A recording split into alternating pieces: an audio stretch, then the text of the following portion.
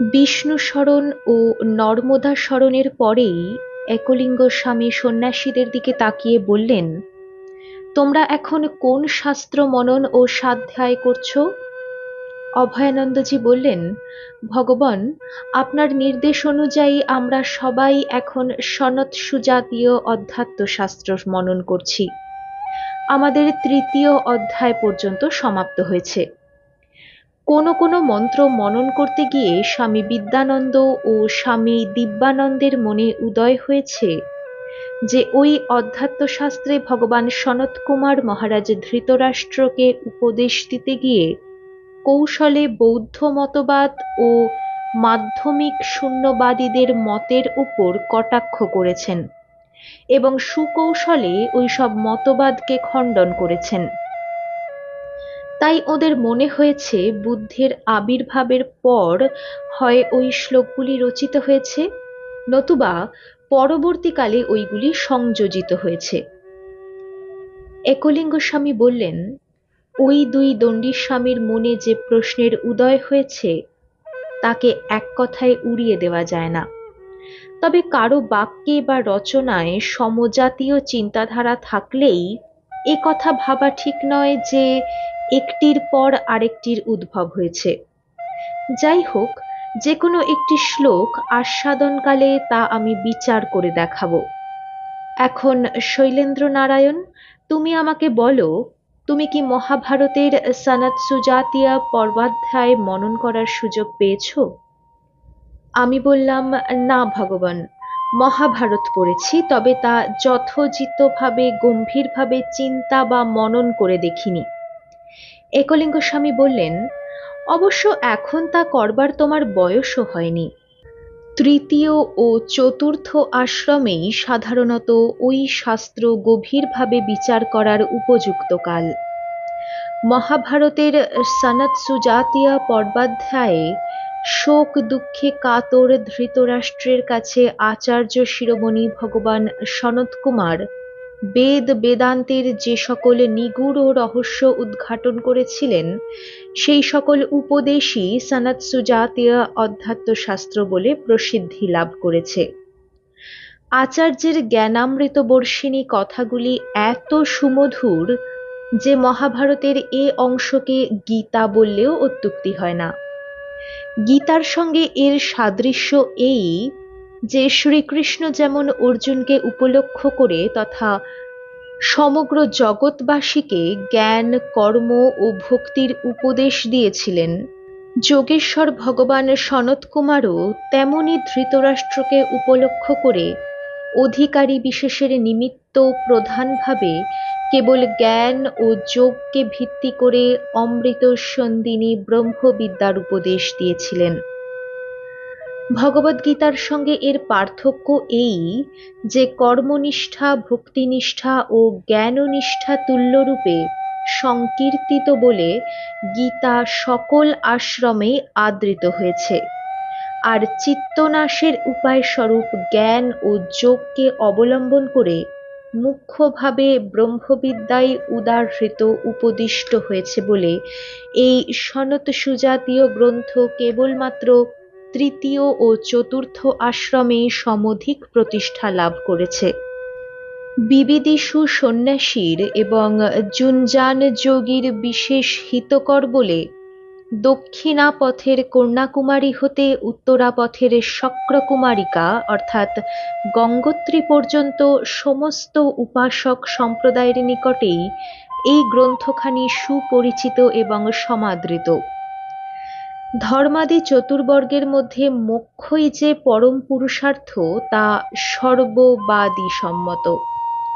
মোক্ষের স্বরূপ সম্বন্ধে মতভেদ থাকলেও বেদান্ত প্রতিপাদিত মোক্ষকেই তাত্ত্বিক মোক্ষ বলে স্বীকার করতে হবে, কারণ শ্রুতির তাৎপর্য অনুসারে মোক্ষের স্বরূপ নির্ণয় এই শাস্ত্রে বিশেষভাবে অভ্রান্তভাবে করা হয়েছে। আমার দিকে তাকিয়ে এই কথাগুলি মহাত্মা বললেন। এইবার তার দণ্ডী শিষ্যদের দিকে দৃষ্টি স্থাপন করে বললেন, তোমরা তৃতীয় অধ্যায় পর্যন্ত মনন করেছ বললে, এবার চতুর্থ অধ্যায়ের প্রথম শ্লোকটি নিয়ে বিচার করিয়ে এসো। এই শ্লোক আস্বাদন করতে করতেই আমরা দিব্যানন্দ ও বিদ্যানন্দের সংশয়ের জবাব খুঁজে পাবো আশা করি। অভয়ানন্দ, শ্লোকটি আবৃত্তি করো। স্বামী অভয়ানন্দ বলতে লাগলেন, সনত সুজাত উবাচ यत्तच्छुक्रं महज्ज्योतिः दीप्यमानं महद्यशः तद्वै देवा उपासते तस्मात् सूर्यो विराजते योगिनस्तं प्रपश्यन्ति ভগবন্तं সনাতনম।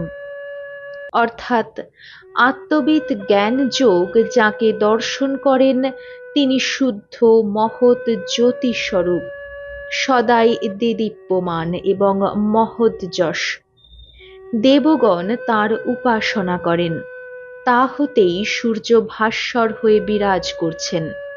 যোগীগণ সেই ভগবান সনাতনকে দর্শন করে থাকে। একলিঙ্গ স্বামী বললেন, এইবার এই শ্লোকটির অন্তর্নিহিত তাৎপর্য বিচার মুখে উদ্ধার করার চেষ্টা করি এসো। এ কথা তোমরা সকলেই জানো যে ব্রহ্মবিদ্যা লাভের দুটি উপায়, একটি বিচারপূর্বক, অন্যটি যোগপূর্বক। সাক্ষীর কল্পিত সাক্ষ্য মিথ্যা বলে সাক্ষী স্বরূপ আত্মাই কেবল পরমার্থ সত্য, এইরূপ বিচার করে যারা উপনিষদ জ্ঞানকে ভিত্তি করে জগৎ প্রপঞ্চের পরমার্থতা স্বীকার করে না, তারা প্রথম উপায়টি গ্রহণ করেন। আর যারা জগৎ প্রপঞ্চের পরমার্থতা স্বীকার করে সাক্ষী দর্শনে উপায়ান্তরের অভাব মনে করেন, তারা হিরণ্যগর্ভের মতানুসারে দ্বিতীয় উপায়টি গ্রহণ করে থাকেন। অর্থাৎ অদ্বৈত ব্রহ্মবাদী ঋষিগণ ও তৎপরবর্তী গৌড়পাদ, শঙ্করাচার্য প্রভৃতি আচার্যগণ বলেন যে সমস্ত প্রকার প্রপঞ্চের ব্যবহারিক বা প্রাতিভাসিক সত্তা থাকলেও পারমার্থিক দৃষ্টিতে তা মিথ্যা। সুতরাং প্রপঞ্চের এই প্রকার স্বভাব বুঝে একমাত্র সত্যাত্মক ব্রহ্মকেই উপলব্ধি করা জীবনের পরম পুরুষার্থতা। আর প্রাচীন শান্ত ব্রহ্মবাদী যোগীগণ এবং তৎপরবর্তী দক্ষাদি ঋষিগণ বলেন যে প্রপঞ্চ যখন অনুভূত হয় তখন তার সত্তা আছে, কিন্তু ওই সত্তার লোপ সাধন করতে হবে।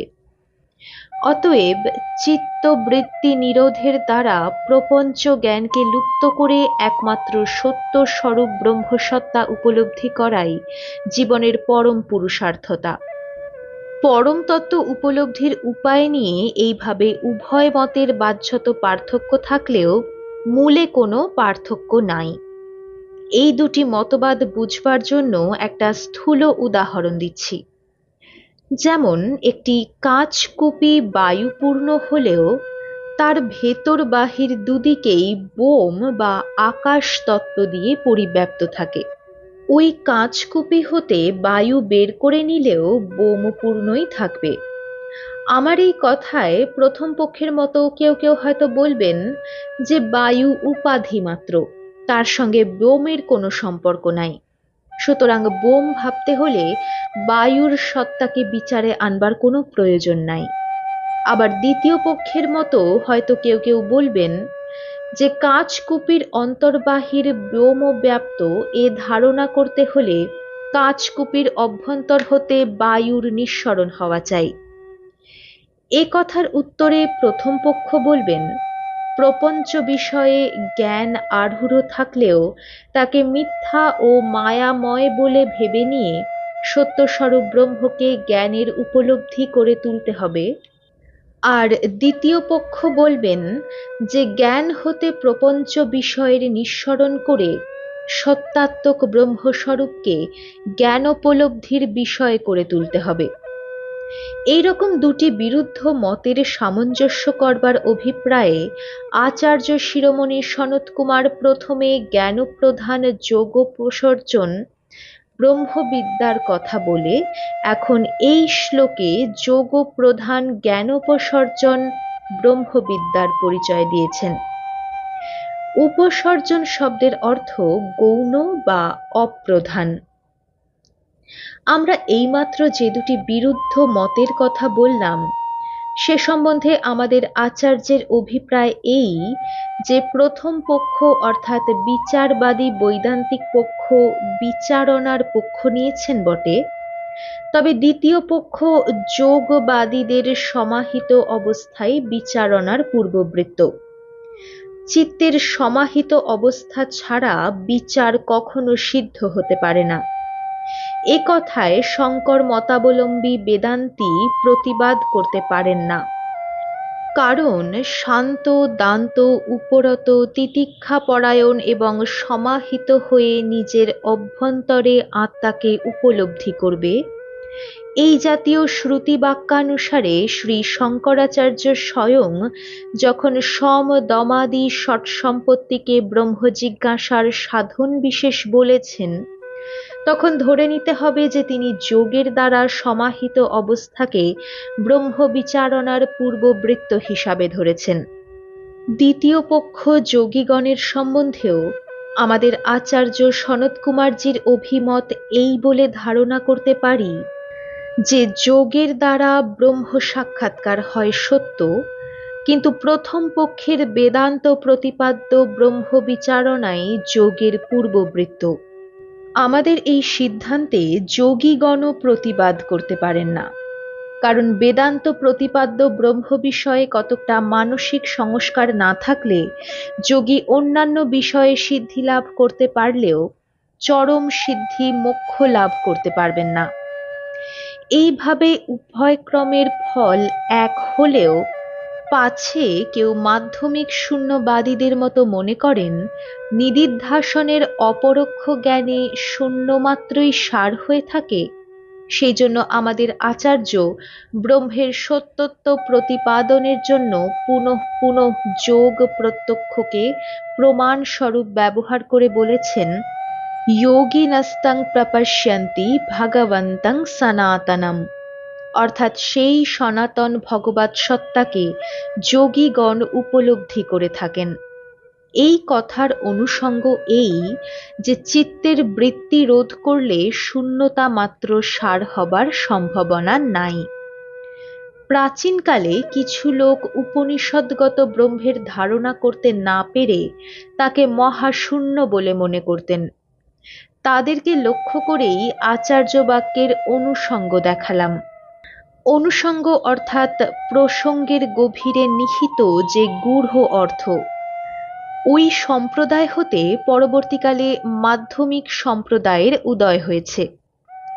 বৌদ্ধদের এই সর্বোচ্চ দর্শন শূন্যবাদকে কোনো হিন্দু দর্শন সমর্থন করেন না। বৌদ্ধ দর্শন ও হিন্দু দর্শন উভয়ই বেদমূলক, কিন্তু একটি গণ্ডযোগে জন্মহেতু নিজের জননীকেই গ্রাস করার চেষ্টা, আর অন্যটি শেষ পর্যন্ত স্থবিরা মাতৃদেবীকে কুপুত্রের নির্যাতন হতে রক্ষা করা। এই দুই প্রস্ত দর্শন অধ্যয়ন ও অনুধ্যান করলে বোঝা যায় ওদের একটি গুটিপোকা, অন্যটি দারিম ফল। গুটিপোকা যে কোষে জন্মগ্রহণ করে সেই কোষ ছিন্ন ভিন্ন করে নিজেদের সৌন্দর্য দেখাতে দেখাতে শূন্য পথে উড়ে যায় এবং জন্মস্থানের সঙ্গে কোনো সম্পর্ক রাখে না। বৌদ্ধ দর্শনের অবস্থাও সেই রকম, কারণ তা বেদ হতে উদ্ভূত হয়ে বেদ বিরুদ্ধ সিদ্ধান্তে জগৎকে মুগ্ধ করার চেষ্টা করেছে। আর দারিম ফল যে ফুল হতে উদ্ভূত হয়, শুষ্ক ও জীর্ণ শরীর হয়ে গেলে তাকে ধারণ করে রাখে। হিন্দু দর্শন ঠিক সেই রকম, বেদ হতে উদ্ভূত হয়ে শেষ পর্যন্ত বেদের প্রকৃত গভীর তাৎপর্যের পুষ্টি সাধন করেছে এবং বৌদ্ধ দর্শনগত মোহের অসারতা ভালোভাবেই প্রমাণ করে দিয়েছে। আলোচ্য শ্লোকটি বিচার ও মনন করতে গিয়ে মূল তাৎপর্যের অনুষঙ্গ হিসাবে দিব্যানন্দ ও বিদ্যানন্দের মনে যে ভগবান সনত কুমারের উপলব্ধিকে বৌদ্ধ দর্শন ও মাধ্যমিক শূন্যবাদের অকাট্য জবাব বলে মনে হয়েছে, তাদের ওই সূক্ষ্ম মননশীলতায় কোনো ভুল নাই। ভালো করে বৌদ্ধ দর্শন ও মাধ্যমিক শূন্যবাদের গ্রন্থ পড়া থাকলে আচার্যের প্রত্যক্ষ অনুভব সিদ্ধ শ্লোকে তাদের অসারতা ধরা পড়ে বটে। একটু লক্ষ্য করলেই দেখতে পাবে নাগার্জুনের পর শূন্যবাদ প্রায় প্রতীক উপাসনায় পরিণত হয়েছে। অনাকার রূপং শূন্যং শূন্যং মধ্যে নিরঞ্জনঃ নিরাকারমঙ্গ জ্যোতিঃ সংজ্যোতির্ভগবানয়ম, অথবা শূন্যরূপং নিরাকারং সহস্রবিঘ্ননাশনম সর্বপরঃ পরো দেবস্তস্মাত্ত্বং বরদো ভব। শূন্যবাদের এই সব শ্লোকই আমাদের বক্তব্যের অনুকূলে সাক্ষ্য বহন করেছে। বিশেষত মহাশূন্যের ধর্মদেবত্ব প্রাপ্তি বা শৈলেন্দ্র নারায়ণজীর গৌড় দেশে প্রচলিত রামাই পণ্ডিতের ধর্ম পূজা পদ্ধতি পরীক্ষা করলেই ওই বিষয়ে আর কোনো সন্দেহ থাকে না। সুতরাং এই সমস্ত শতবিরুদ্ধ বিষয়ের সমালোচনা ছেড়ে দিয়ে যার থেকে মাধ্যমিক সম্প্রদায় নির্গত হয়েছিল সেই প্রাচীন ত্রৈবিদ্যা সূত্রোক্ত অনাত্মবাদকে কিঞ্চিত পর্যালোচনা করে দেখিয়ে এসো। সে সম্বন্ধে আমাদের বক্তব্য এই যে যারা আত্মার উপলব্ধি করতে না পেরে সর্বশূন্য তত্ত্ব দিয়ে গদগদ হয়ে মেতে উঠেছিলেন, তাদের সেই সর্বশূন্যতার সাক্ষী কে? নিশ্চয়ই তার অনুভবকর্তা। অনুভবকর্তা বা অনুমন্তা যদি সর্বশূন্যের সাক্ষী হন, তাহলে সর্বশূন্যতা টেকে কি? যদি বলা হয় যে সর্বশূন্যতার জন্য সাক্ষী থাকতে পারে না, তাহলে তো প্রমাণের অভাবে শূন্যবাদ স্বতই ব্যাহত হয়ে পড়ে। এই সমস্ত বিরোধ দেখে মাধ্যমিকদের কোনো কোনো পণ্ডিত সরাসরি ব্রহ্মের নাম না করে তার কতগুলি মহাশূন্যে আরোপ করে বসে আছেন।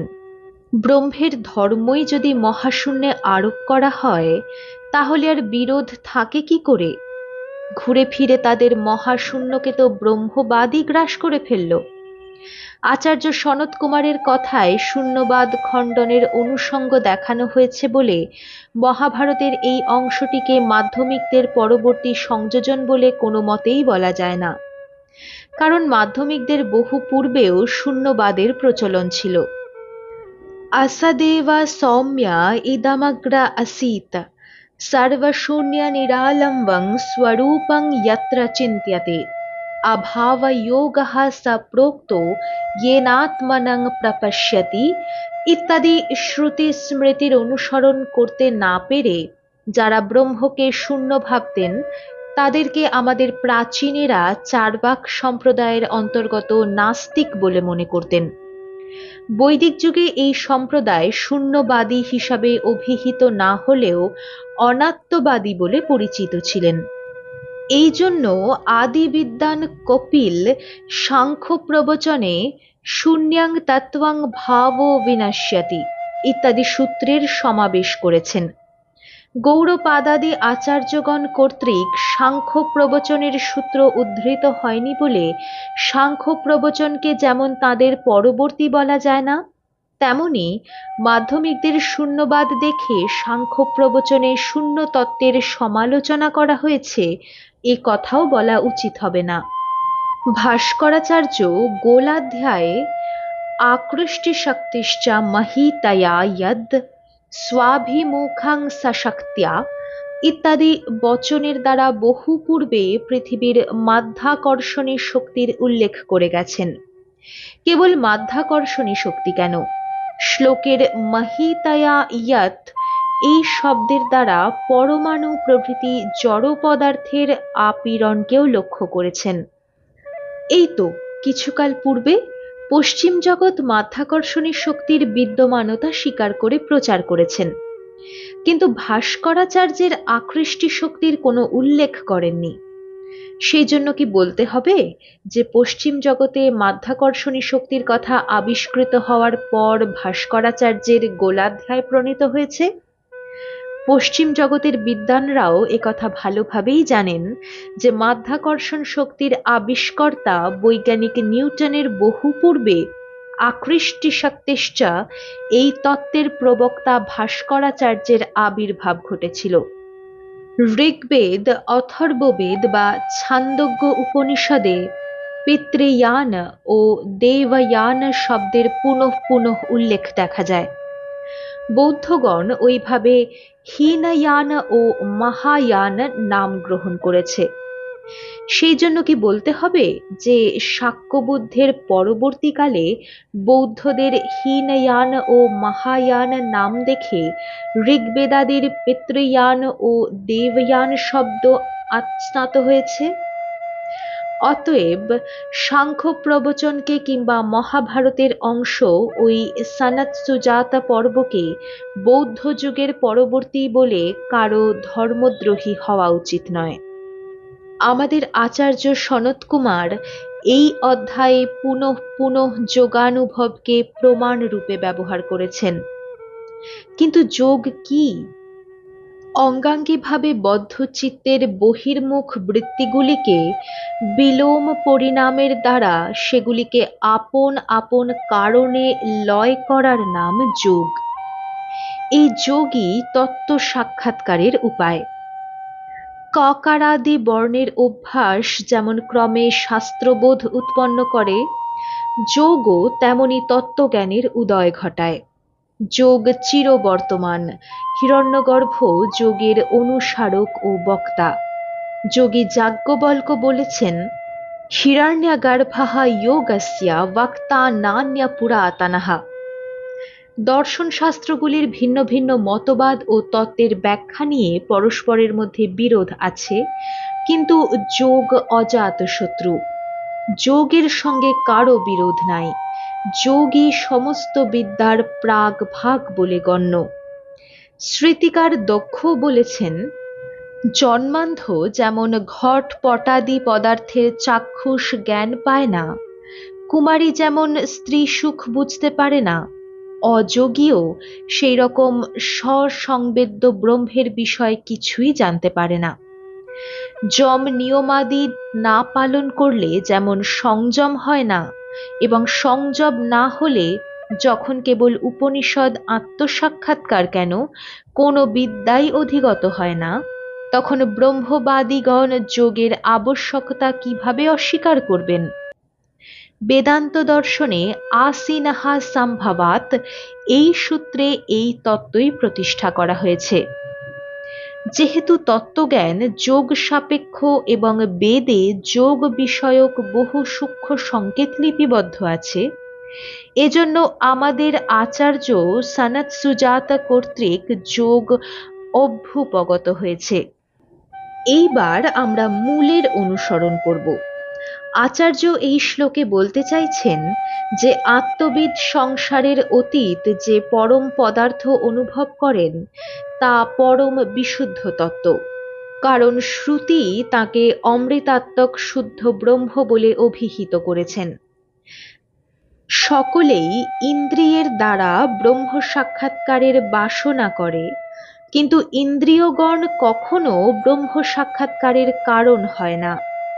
শ্রুতি বলেন, পিতামহ ব্রহ্মা ইন্দ্রিয়গণকে অভিশাপ দিয়েছেন, সেই জন্য তারা অন্তর্মুখ না হয়ে সদা বহির্মুখ হয়ে থাকে। তস্মাৎ সূর্য বিরাজতে শ্লোকের এই পংক্তির অর্থ হল, ব্রহ্ম হতেই সূর্য বিরাজ করছেন, অর্থাৎ সূর্য পরমেশ্বরের নিকট হতেই আলোক পাচ্ছেন বলেই জগৎকে আলোক দিতে পারছেন।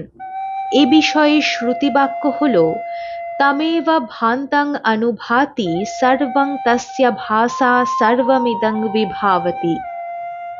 শ্লোকের শেষ চরণে ভগবান ও সনাতনা এই দুটি শব্দের প্রয়োগ আছে। অভিপ্রায় এই যে সম্প্রজ্ঞাত সমাধিতে যোগীগণ সবিশেষ সগুণ ব্রহ্ম লাভ করেন এবং অসম্প্রজ্ঞাত সমাধিতে তারা নির্বিশেষ নির্গুণ ব্রহ্ম লাভ করে থাকেন। পদযোজনা হতে এই রকম অর্থ না হলেও অনুসঙ্গ হতে ঋষির এই রকম আশয় অনুমান করা যায়। এই পর্যন্ত বলে মহাত্মা চোখ বন্ধ করে বসে রইলেন। তার দয়ায় শাস্ত্রবাক্য মনন করার বিধি কি তার একটা দিগদর্শন পেলাম। তিনি ধ্যান ও নিমিলিত লোচনে বসে আছেন। আর তাঁর সন্ন্যাসী শিষ্যদের দিকে তাকিয়ে দেখি তাদের প্রত্যেকেই সমকায় ও শিরোগ্রীব হয়ে এক দৃষ্টে তাঁর দিকে তাকিয়ে বসে আছেন। বেলা তখন বোধহয় 11টা।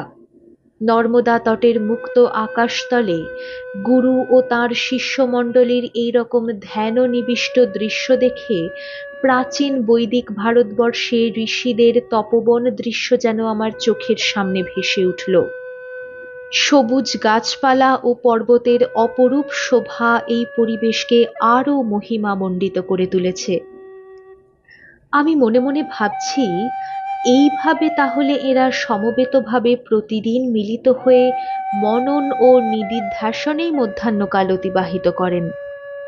প্রায় 2 মাস হতে চলল, এতদিন এখানে থেকেও তাদের এই গোপন ইষ্টগোষ্ঠীর সন্ধানই আমি পাইনি।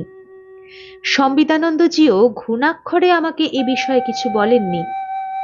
আজ বুঝতে পারলাম ধাবড়িকুণ্ডে পূজা ও মধ্যাহ্ন ভোজনের কাল ছাড়া কেন কোনোদিন আমি গুহার বাইরে এদেরকে দেখতে পাইনি। আরও একটা জিনিস শিখলাম, গুরুবাক্য শুনতে শুনতে কায় মনোবাক্যে একাগ্র হয়ে কিরকম ধ্যানাসনে বসে থাকতে হয়। হঠাৎ হারা নর্মদে ধ্বনিতে আমি চমকে উঠে তাকিয়ে দেখি একলিঙ্গ স্বামী চোখ খুলে আমার উপরেই দৃষ্টি স্থাপন করেছেন। দীপ্ত চক্ষুর রশ্মি ফেলে তিনি যেন আমার ভিতরটা পরখ করছেন। তিনি বললেন, शैलेंद्र नारायण जी, हमारे प्रवचन से आपके मन में कोई जिज्ञासा का उदय हुआ तो मुझे बताइए। আমি মহাত্মার আশ্বাস পেয়ে তাকে যুক্ত করে নিবেদন করলাম, আপনার কথা শুনে আমার বুক আনন্দে ও গর্বে ভরে উঠেছে। দেশ বিদেশের সাধারণ লোকের ধারণা যত কিছু বিজ্ঞানের বিস্ময়কর গবেষণা ও আবিষ্কার কার্য হয়েছে পাশ্চাত্য দেশে, ভারতের পণ্ডিতবর্গ কেবল ন্যায়ের কচকচি বেদান্তের গুরুগম্ভীর তত্ত্বালোচনা এবং ব্যাকরণের সংনিনাদের গপে গকশ্চ ভজা দীর্ঘশ্চ এই সব সূত্র মুখস্থ করে কিংবা কাব্যের রস আলোচনা করেই কাল কাটিয়েছেন। যারা ন্যায় বেদান্ত ব্যাকরণ বা কাব্যের কোনো উপাধি নিতে পারেননি, তারা পুরাণাদি পুরোহিত তর্পণ বা কিছু শাস্ত্র মুখস্থ করে পূজা পাঠ করেই কাল কাটিয়েছেন বা এখনো কাটাচ্ছেন।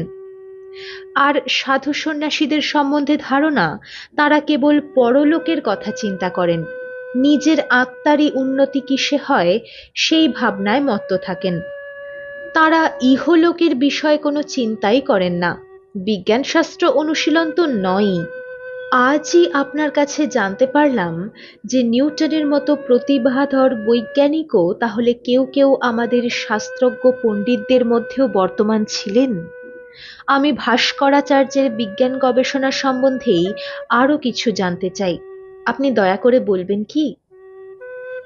একলিঙ্গ স্বামী বললেন, ভাস্করাচার্য খ্রিস্টীয় ১২শ শতাব্দীতে সহ্যাদ্রি নামক পশ্চিমঘাট পর্বতের নিকট বিজুরবীর গ্রামে শাণ্ডিল্য গোত্রীয় মহেশ্বর আচার্যের ঘরে জন্মগ্রহণ করেন। ভোজরাজের সভাপতি ভাস্কর ভট্ট এর বৃদ্ধ প্রপিতামহ এবং গ্রহযাগ বিশারদ লক্ষ্মীধর এর পুত্র ছিলেন। ভাস্করাচার্য প্রণীত সিদ্ধান্ত শিরোমণি প্রমাণ করে যে তিনি জগতের একজন অন্যতম শ্রেষ্ঠ গাণিতিক। পাশ্চাত্যের শ্রেষ্ঠ গাণিতিক নিউটন পৃথিবীর চতুর্দিকে চন্দ্রের আবর্তন নিয়ে যখন গবেষণা করছিলেন, তখন গাছ হতে আপেলের ভূপৃষ্ঠে পতন দেখে তিনি আপেলের ঊর্ধ্বগমন না হয়ে অধোগমন হলো কেন, এই বিষয়ে চিন্তা করতে করতে পৃথিবীর মাধ্যাকর্ষণ শক্তির আবিষ্কার করেন। তাঁর এই আবিষ্কারের বহু পূর্বে ভারতের ভাস্করাচার্য ধনু নিঃসৃত বাণ ঊর্ধ্বমুখে নিক্ষিপ্ত হলেও অধোমুখে ভূপতিত হয় কেন, তার বিচারে প্রবৃত্ত হয়ে পৃথিবীর মাধ্যাকর্ষণ তত্ত্ব এবং সমগ্র জড় পদার্থের আপীড়ন তত্ত্ব আবিষ্কার করতে পেরেছিলেন। ভাস্করাচার্য তাঁর প্রণীত সিদ্ধান্ত শিরোমণি নামক গ্রন্থের শেষ খণ্ডে গোলাধ্যায়ে লিখেছেন, আকর্ষণ শক্তি সম্পন্ন পৃথিবী যখন আকাশস্থ গুরুবস্তু নিজের দিকে আকর্ষণ করে, তখন মনে হয় যেন ওই সকল বস্তু পড়ছে। বাস্তবিক পক্ষে তারা স্বেচ্ছায় পড়ছে না, পৃথিবীর আকর্ষণ শক্তির জোরেই পৃথিবীতে আসছে। সকল দিকে সমান আকর্ষণে আবদ্ধ, অর্থাৎ পরস্পর পরস্পরকে আকর্ষণ করে। এমন অবস্থায় পৃথিবী আকাশে কোথায় গিয়ে পড়বে? তার মানে এই যে পৃথিবী, গ্রহ, নক্ষত্র প্রভৃতি পরস্পরকে আকর্ষণ করে থাকে, এবং সেই আকর্ষণ শক্তির বলে কেউ কক্ষচ্যুত হয় না। আকৃষ্টি শক্তিশ্চ মহিতয়া যৎ স্वस्थं গুরুং স্বাভিমুখং স্বশক্ত্যা আকৃষ্যতে তৎ পততীব ভাতি সমে সমন্তাৎ ক্ব পতিত্বয়ংখে।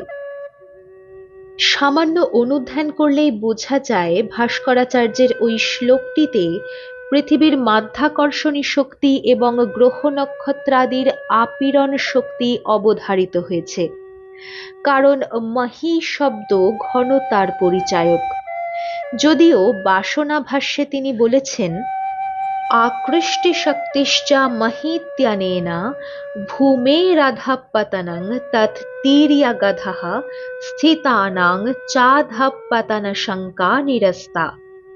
তথাপি ওই কথা সাধারণকে বোধগম্য করাবার জন্যই তিনি বলেছেন বলে ধরতে হবে। ব্রহ্মবিদ নন, কেবল শাস্ত্রবিদ হয়েই ভাস্করাচার্য যে বিজ্ঞান প্রতিভার স্বাক্ষর রেখে গেছেন, তা কোনো অংশেই পাশ্চাত্য বিজ্ঞানাচার্য নিউটনের চেয়ে ন্যূন নয়।